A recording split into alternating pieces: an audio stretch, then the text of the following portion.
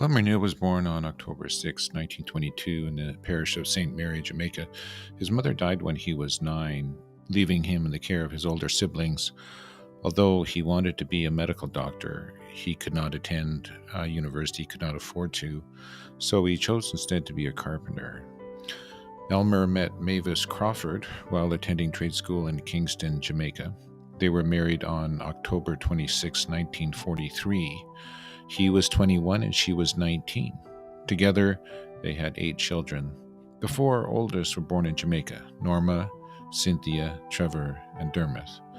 Then Elmer traveled to the UK in 1951 in search for a better life for his family. He settled in Birmingham. 4 years later, his wife came over to join him. 4 more children were born: Marilyn, David, Janet, and Sharon. The oldest children were left for a time with their Aunt Olive in Jamaica before joining them in England, except for Dermot, who stayed in Jamaica. Elmer and Mavis were Pentecostal Christians dedicated to prayer, church attendance, and personal evangelism. The family home on 145 Holly Road served as a meeting place for Bible study and prayer meetings. It was the beginning of a church in Birmingham that would become the headquarters of a Pentecostal organization called the United Church of Jesus Christ Apostolic. The Bethel organization now has churches throughout England and North America. In 1966, Elmer decided to immigrate to Canada, leaving behind his wife and children in Birmingham. He spent 3 years in Toronto before moving to Edmonton. Then, on March 4th, 1969, his wife and 5 of the 8 children arrived to join him in Edmonton. The plane trip was fine. It was 8 hours long, which was very long. And it was my mom, myself, David, Janet, Sharon, and our older brother Trevor, who was still living at home at the time, but he was much older than we were.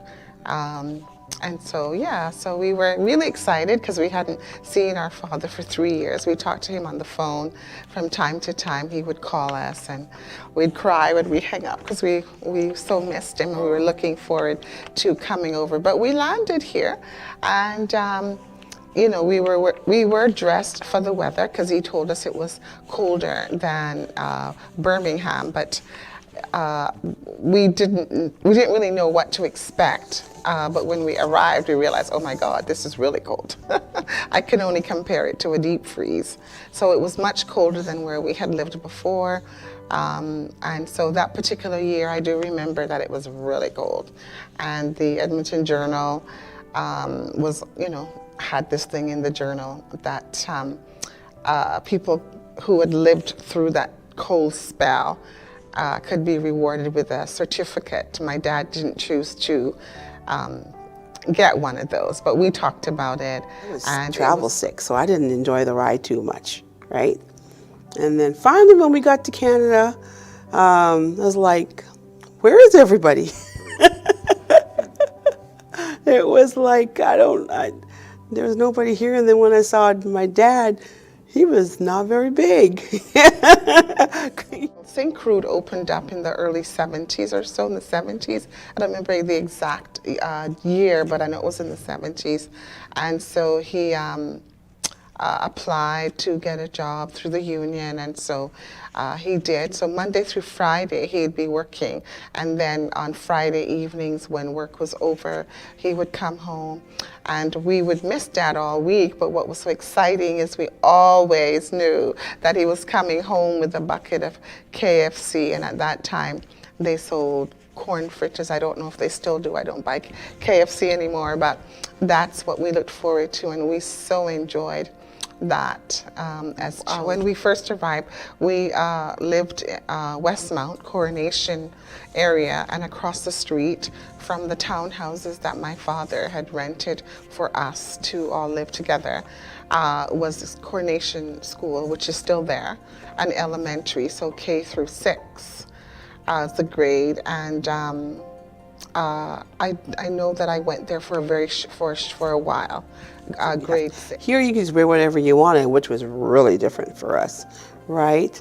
And then you're very distinctive because I was the only one that was of color in my class.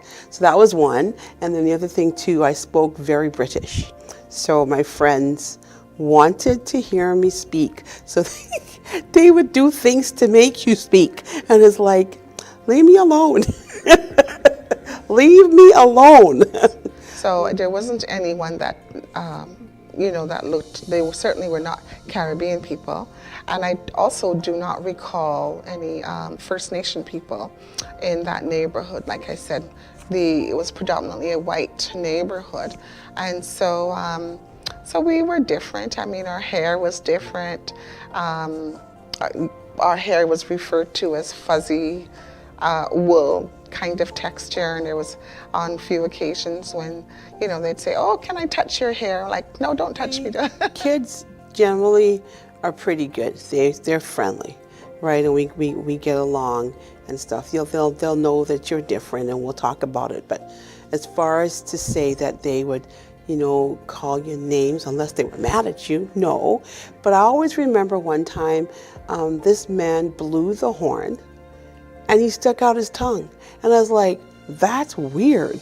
Like, this is a grown man sticking out his tongue. And I remember going back home and telling my dad, and he was like mad. He said, because that's definitely somebody who didn't appreciate a person of color, so that was a weird experience for me. I didn't find it too badly. Like, you knew you were different, and people would make comments sometimes because really the world that we came into was predominantly white, Caucasian. So, I mean, I can't even remember seeing a lot of other cultures around in my school anyways. Maybe it was the neighborhood that we lived in, I don't know. But we just really didn't see a lot of it. So the occasion that I remember is grade 7, and the social study teacher calling me out of class, and I thought, ooh, why would I be called out of class? I was very quiet and very shy those days, right? Didn't have much to say. And so he called me, and I go to the principal's office, and I'm wondering, what is this about? And then I meet my teacher there, and he says, Marilyn, you haven't done anything wrong. I'm just excited that you are a colored student in class. I've been teaching social studies for a while now, and always when I get to this particular, part of the social studies curricula, I want, I've often prayed, he said, to God, if there is a God, he said, to send me a colored or black student. Reason being because I want to see the reaction of the class students, when we get on to the discussions of, family life. And he said, and I like to be provocative and say things and just to kind of see their reaction. And I thought, ooh, okay, that was brand new for me. And so I just felt a little bit awkward, at that, and what was that to mean and what was that about? So that's one thing that I've always remembered. But what I do also remember too is that a lot of the studies, that were referred to in the textbook as well, they were always about Black American, USA American families, and they were always very poor, ghetto type families, very dysfunctional, absentee dads, that type of thing, single parent moms. And so they didn't have much of anything. Well, that was not my background or my story at that time or any time. And so it was very difficult to relate that. But those were always the examples. Like, I don't ever recall any of the examples where there was a mom and a dad, a two-parent family, or, that they are average or middle class families. These people were always, like I said, what we would probably describe as very ghetto. It's like, okay, now what is that about? So it made me feel very very inferior, very ugly, certainly, because I mean, the only thing I had in common with those stories or those families would be color. I didn't have anything else in common. So that was a very awkward time to be in class and to be sitting there and listening to this. And I'm thinking, oh my goodness, can I crawl under the bench? Do recall in junior high as well, where the counselor was a husband and wife team, called me as well and was offering to me. And I said, well, why are you offering this to me? Oh, well, at that school you could do trades, you could do, I think you could also do like cooking, if that was the route. So if you couldn't do it there, you could go somewhere where you could. And so as I'm talking, and I'm trying to get a perspective as to why are you offering this, as it were, to them, an option. Did I tell you that I wanted to do that? I mean, my family, the older ones have all gone to university, and so why would I not want to go? They looked at each other and they just kept on talking, but it was just very subtle, like I said, but it was very clear that the message was, you're Black. We were in Westmount for a while, and then we moved more central into the McDougall area, which is probably like 107th Avenue and 103rd Street. So that'd be like central Edmonton now. And so back in the day, it wasn't like what it is. Like, they were young families that were kind of getting on their feet and that stuff. So we fit in really well. And so I think I was in junior high. And my gym teacher, I think her name was Miss Miller or something. I don't know, that day I think I forgot my gym shorts. And so I told her, she said to me, "You're nothing but a tramp." And I went, "No, I'm not." So we had this little argument, and I said, because she, as if to say, the reason I'm a tramp is because I forgot my gym shorts. Like, how does that make you a tramp? So like, that really bothered me. So I went home and I told my mom, because my dad was working away at the time. And so my older brother, he came, and he was upset all about it. So he decided to come to the school and ask. And she denied it, and I said, I wouldn't have said it, because that's just not me. Right? Why would I say that? She said I might have said something else, and I'm like, no, you didn't. In my home economics class, we had an older professor in this particular class. It was clothing and textiles, and that was a minor. My major was family studies major. And so we were learning how to do some drafting of patterns and taking measurements and that type of thing. And so it's a class of all girls, so it was perfectly appropriate for us to, take our outer garments off so we could do proper body measurements. And so we're in, our undergarments, and that's what we were told. My observation, and I still remember it to this day, and I'm now a senior, so that's how much it impacted me. The professor had us all do that, but what she did not want was for me to parade around like the other girls that were white. They had, bra and slip on, and they could talk to each other and walk in and out of the lab tables and benches and visit.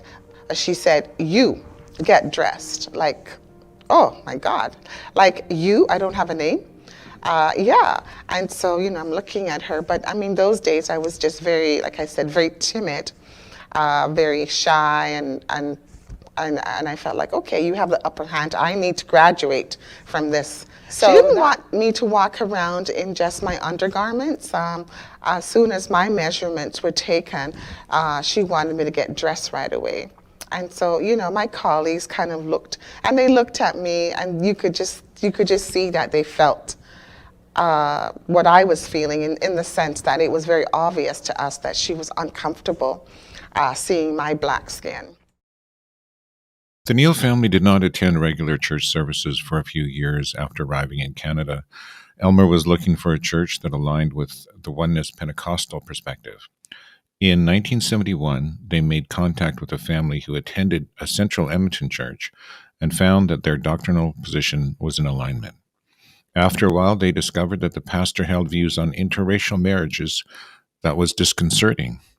Nevertheless, the family continued to attend the church until they turned their sights on starting a church in Amber Valley in 1976. In the meantime, Elmer had after-dinner discussions with his family to counter the negative messages and to build their self-esteem.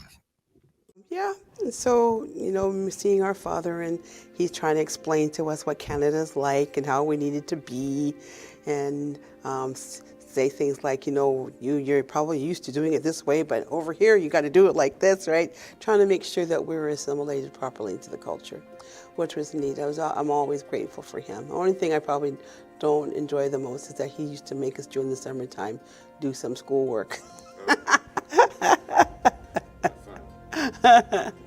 But that was Dad. He's very ambitious, and he wanted us to excel and to do well. Just the way how my dad talked to us, and told us, how when we talk, chin up, don't hold your head down. That's the Black American way, is to not look at the person you're talking to, because in slavery days, you didn't dare give them eye contact. And my dad said, no, you look at that person, eyeball to eyeball. Don't stare at them to be rude, but look at them so that they can see that you're not, you don't feel offended, you're not inferior, and you're not lying. So we had those kind of sessions where Dad was really good. And I'm so grateful today for those times that we had those family talks, because even now, like if I can go back to that home economics, I thought to myself, okay, I will get dressed, but I will graduate from this class. Well, I think when we first were very exciting for us to be there, because number one, we found out that we actually had the same biblical base, which was cool. And then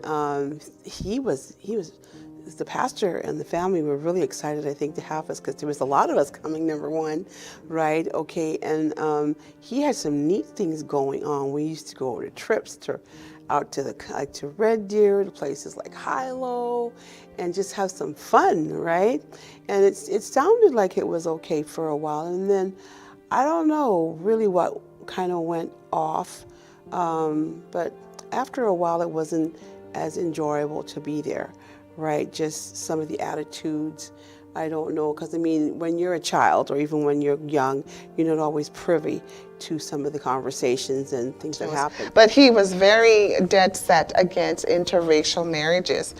He preached that very strongly, and the idea there is that God created all these different nations, and you're supposed to marry your own kind, and you don't interracial marry. It's wrong to do that. Like this Texan minister, would get up and he would say some really hurtful things. You're not supposed to dress better than the pastor and his wife. Like, always trying to keep you down. And so one incident I do recall where it was the custom of the church afterwards, to greet each other, and sometimes part of that greeting would be more than a handshake. It's not like COVID time now where you don't do that, but we would shake hands and sometimes embrace. So women would embrace women and men would embrace men, whatever. And so I just, I'm still young, and I go to embrace the wife of the evangelist, and she puts out her hand. Oh no. She said, I will do that, hug you the next time I come if you're still here. That's a crush.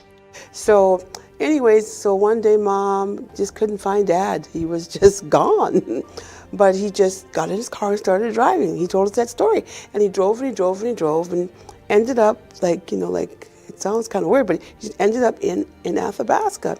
And when he got to that area, he said, the Lord said to him, you didn't pray. So he prayed. And then after he prayed, and now because I've been to Athabasca so often, I can just see the point where he probably stopped just before he entered into the town, going north. He said that he prayed, and then he moved up, went on down, probably hang a right, and went up to Amber Valley. And that's where he met a family, and he just started ministering. And it started something for him. And I guess when he first went, he would just take Mom, and then, you know, the people were hungry, and if I could identify, it was the Edward family, and they really enjoyed the Word of God, right? And so when people are hungry for God, you know, God's gonna find a way. That he gets to the town of Athabasca, and then it's like the Spirit says, but you haven't prayed yet. So he prays, and he was told to just keep on going. And he goes 9 miles down this dirt road, country road, to this place called Amber Valley. Never heard of it. And then to the right, he sees this farmhouse and knocks on that door. And it turned out that door was the home of someone. Last name is Edwards. First name is Booker T, and his wife's name was Ruby, and their only daughter, Sharon, lived there. And Booker thought he was an insurance man doing sales work, and he was all armed up to tell this man to get off my property. I don't want any insurance. Booker tells the story later about how the insurance man had brought him down money-wise, and he was never going to do that again. Dad said no, and goes into, you know, his spiritual testimony. Okay, so Booker lets him come in, and they have a conversation. And so from that first knock on the door, a friendship developed. And Dad came home, and he's telling us the story, and he is just so broken. And we're like, where in the world is this place? My dad has this encounter with Booker T and his family, and they talk church and that the Lord had sent him. It was just a real wonderful beginning of something that was going to grow into something beyond my father's dreams. And so Booker had a beautiful, beautiful wife. Oh my God, I compare her to an angel. She just reminded me of my mom. Very sweet lady, Ruby. She was a school teacher by profession. And I believe she came originally from Wildwood. I don't know how she met Booker. I don't remember that story, but they got married, and Booker was a farmer, because Booker's father is J.D. Edwards, and he's the historical farmer, black person from Oklahoma. Then Ruby, being the school teacher and a little bit more able, like I had the secretarial skills, she knew how to reach out to the community hall, which was the Amber Valley Community Hall, get in touch with the committee people, the chairperson, to see if there was an opportunity there to rent the hall for church. And so that's how that happened. And so there was a lease agreement made and signed that they were able to use the hall. So his favorite song was called Follow Me. And the words, I travel down a lonely road and no one seems to care. The burden on my weary back had bowed me to despair. I oft complained to Jesus how folks were treating me. But then I heard him gently say to me, if just a cup of water I place within your hand, then just a cup of water is all that I demand. So if by death to living they can thy glory see, then take up your cross and follow me. And he would sing that song with or without music, off key, in key. Well, he didn't sing in key most of the time. He didn't have that kind of voice, but he sang it all the time, and we just knew it. You know, when I think back to that song, it brings tears to my eyes sometimes too, because it's like I'm living memories of this wonderful life that we had with my dad. But he sang it. And so we often heard him sing it, and we would hear him praying and crying and just saying, you know, crying out to the Lord for help. But he did get help. There's a price to pay. If you go back to the father of faith, commonly known as Abraham, let's remember what his surroundings was like. He was not deficient of anything materially. He had everything at his fingertips. He was 75 years old. But one day, God called him. Come. Don't bring it with you. Leave.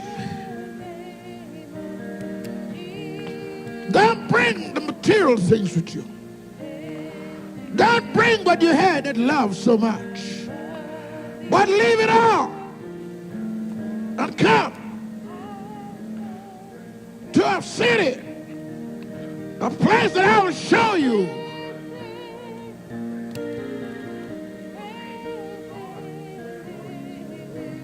What do you say, God? You tell me to leave all this I have here. I work and I build it up, and I got to leave it now.